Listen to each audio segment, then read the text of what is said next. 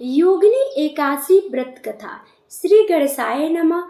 ओम नमो भगवते वासुदेवाय नमः। भगवान विष्णु आपकी मनोकामनाएं पूर्ण करें। आप एकादशी की व्रत अगर करते हैं तो आपके जीवन में सुख शांति समृद्धि बना रहे, नहीं भी करते हैं तब भी आपके जीवन में सुख शांति समृद्धि बना रहे, यही विनती है।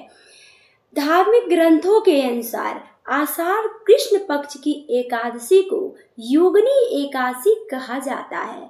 भगवान श्री कृष्ण ने धर्मराज युधिष्ठिर से इस एकादशी का महत्व बताते हुए कहा है कि यह व्रत सभी पापों का नाश करने के लिए माना जाता है और मोक्ष को प्रदान करने वाला होता है। प्राचीन समय में अलकापुरी नामक नगर में धन के देवता कुबेर का राज्य था। कुबेर भगवान शिव के परम भक्त थे और प्रतिदिन उनके मंदिर में पूजा करते थे। उनके लिए मानसरोवर से पुष्प लाकर पुष्प अर्पित करते थे। उनके यहाँ हेममाली नाम का एक यक्ष रहता था।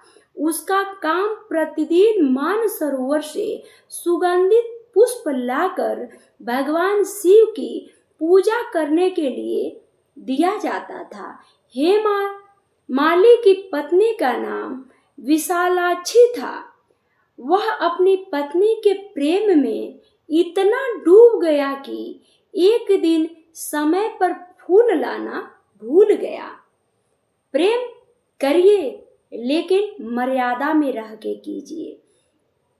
जब पूजा का समय बीत गया और फूल नहीं पहुंचे तो कुबेर क्रोधित हो गए।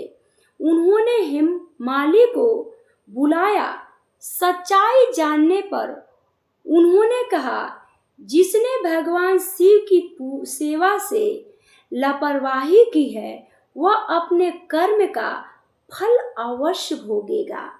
क्रोधित होकर कुबेर ने हेममाली को कुछ रोग का श्राप दे दिया और उसे अलकापुरी से निकाल दिया। शाप के कारण हेममाली जंगल जंगल भटकने लगा। महान तपस्वियों से मुलाकात उसका हुआ। मार्कंडे जी से उसका मुलाकात हुई। ऋषि ने उनकी दयनीय अवस्था देखकर कारण पूछा। हेममाली ने अपनी पूरी कहानी उनको बता दी। ऋषि मार्कंडे ने कहा, यदि तुम श्रद्धा और विनम्रता पूर्वक आषाढ़ मास के कृष्ण पक्ष की योगिनी एकादशी का व्रत करोगे तो तुम्हारे सभी पाप नष्ट हो जाएंगे और तुम श्राप से मुक्त हो जाओगे। हेममाली ने पूरे मन और श्रद्धा से और भक्ति के साथ योगिनी एकादशी का व्रत किया।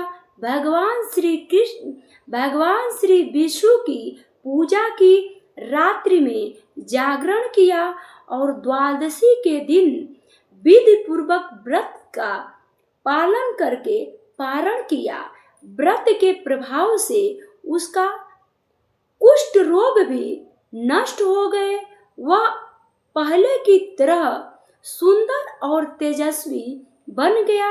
इसके बाद वह अपने पत्नी के साथ पूरा सुख पूर्वक रहने लगा और भगवान की भक्ति से जीवन व्यतीत करने लगा। भगवान श्री कृष्ण ने युधिष्ठिर से कहा कि जो भी श्रद्धा पूर्वक योगिनी एकादशी का व्रत करता है उसके सारे पाप नष्ट हो जाते हैं और रोग कष्ट भी दूर हो जाते हैं तथा अंत में भगवान विष्णु की कृपा उसको प्राप्त होती है।